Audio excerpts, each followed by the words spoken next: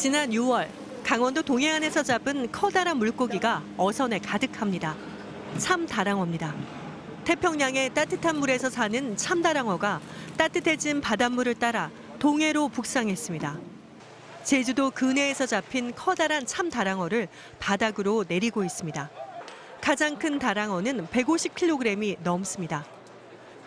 이렇게 큰 참다랑어가 대량으로 잡힌 건 이전에는 보기 드물던 현상입니다. 2021년에는 독도 부근에서 참다랑어의 알도 발견됐습니다. 우리 바다가 참다랑어가 들렸다가 가는 곳이 아니라 새로운 산란장으로 바뀌고 있습니다.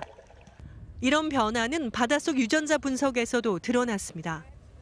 범죄 현장의 유전자 감식반처럼 연구진은 바닷속의 DNA를 수집해 분석하면 어떤 물고기와 생물이 돌아다니는지 알아낼 수 있다고 말합니다. 지느러미 조각이나 해양 포유류의 피부 세포 조직 같은 곳에는 DNA가 있습니다. 지난해 5월 남해 동부 해역에서 수집한 DNA를 분석한 결과입니다. 35가지 어종이 확인됐는데 그중 가장 많이 발견된 건 참다랑어의 DNA였습니다. 두 번째로 많은 건 정어리, 세 번째는 멸치순으로 나타났습니다. 이 지도에서 붉은 점은 참다랑어의 알이 발견된 곳인데요. 2021년에는 독도 한 곳이었지만요. 지난해는 동해 전역과 부산 앞바다 그리고 제주도 남쪽 해상까지 참다랑어 알이 발견된 해역이 급증했습니다. 환경 DNA 분석해 본 결과 어떻게 보면 가장 먼저 그들의 출현을 확인할 수 있었고요. 변화 패턴을 보면 앞으로 어디에 얼마만큼 출현할 것인가에 대한 동향도 어느 정도 파악할 수 있습니다. 참다랑어가 우리 바다로 몰려드는 원인 중 하나는 바닷물 온도가 빠르게 상승하고 있기 때문입니다. 올해 한반도 주변 바닷물 온도는 20.5도로 위성 관측이 시작된 이후 최고치를 경신했습니다. 역대 최장 71일간 이어진 고수온주의보는 사상 처음으로 10월 초까지 계속됐습니다.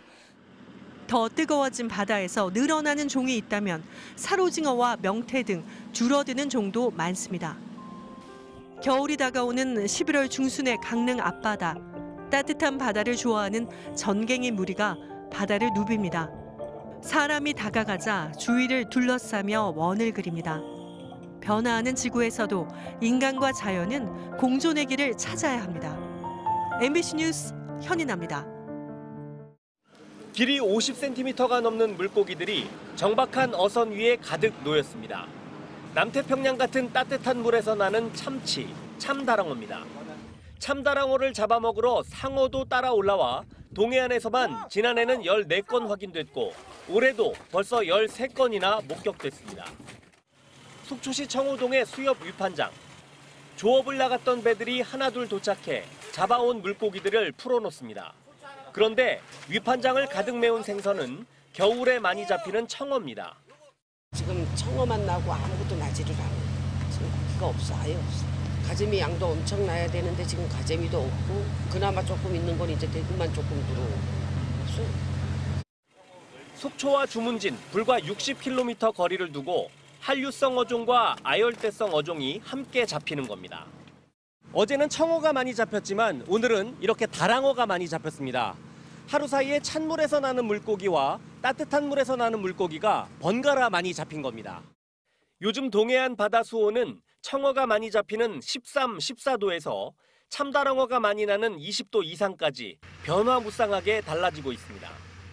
지난해 102톤이 잡혔던 참다랑어는 5월까지 82톤이 잡혀 추위를 볼 때 올해 200톤을 넘길 것으로 예상되고 지난해 1823톤 잡혔던 청어는 6월 현재 1382톤이 잡혀 올해는 3000톤 가까이 잡힐 전망입니다.